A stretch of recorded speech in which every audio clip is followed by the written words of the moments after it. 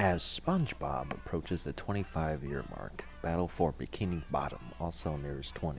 It is a piece of the extended universe that many still consider to have best represented the cultural icon in its foray into gaming.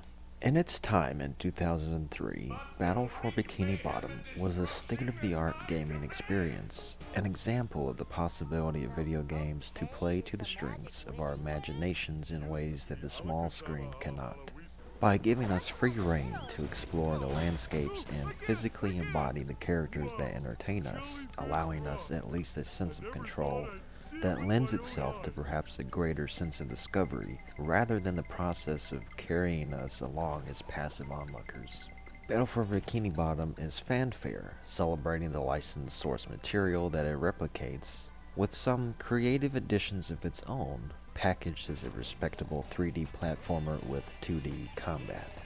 In some ways, Battle for Bikini Bottom still operates on a standard that befits the genre, with its simple formula, a focus on varied puzzle-solving elements used in service of navigation of its world. And for the same reasons, within those limitations, of course, it does show its age as an overall gaming experience.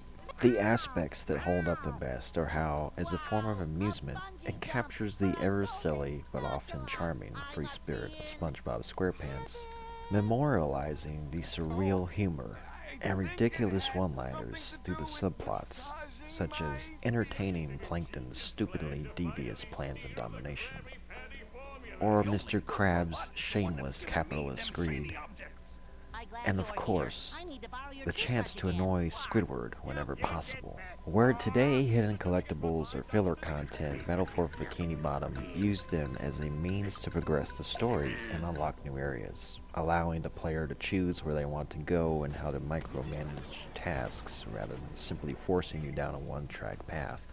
The game utilized a generous checkpoint system and fast traveling, important time-saving features that were rare in that era, and backtracking in order to complete objectives that required skills and new attacks unlocked through continued advancement of the story, leaving secrets for you to uncover and acquire through patience and using your head.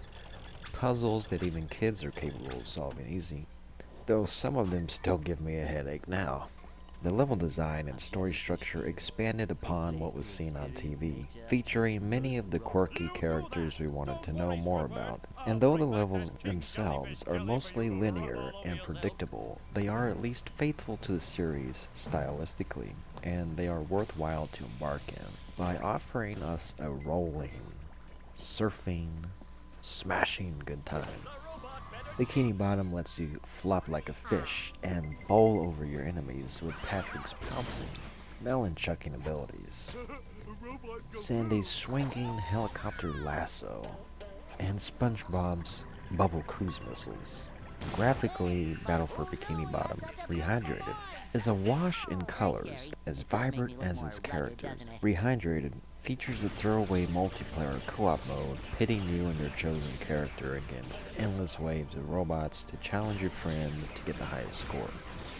It's probably better for kids, but it is worth it as an adult for the laughs. Bikini Bottom's reward system was smart for a game tailored to younger audiences. There's the nuance of collecting golden spatulas as SpongeBob relishes in his made-up applause, and the simple pleasure of smacking robots that combust in the shiny objects. In a gameplay loop that becomes quickly repetitive, there is some encouragement to be found in continuing because of the way that the characters at least appear to be excited and engaged in the world and its small-time endeavors. That is the lasting appeal to SpongeBob as a whole. A life is breathed into the characters by the very talented people who give them a voice. A voice loud and clear enough to be heard from the bottom of the ocean. Bikini Bottom was co-signed by the creators and many of the original voice cast, who sound fully committed to their lines, enjoying delivering such quips as wearing SpongeBob's underwear or rescuing Patrick's smelly socks. Like many kids in 2003, at 6 years old, I once had fun playing Battle for Bikini Bottom, at a time where video games were still evolving and SpongeBob was at its height on influencing my generation. It was a great partnership between THQ and Nickelodeon, once important and impactful studios, to bring us a 3D adventure starring the yellow sponge who lives in a pineapple under the sea. Battle for Bikini Bottom, though now an aging classic, is still a good game. An 8 out of 10. SpongeBob Battle for Bikini Bottom is a time capsule reminding us where imagination and nostalgia can take us.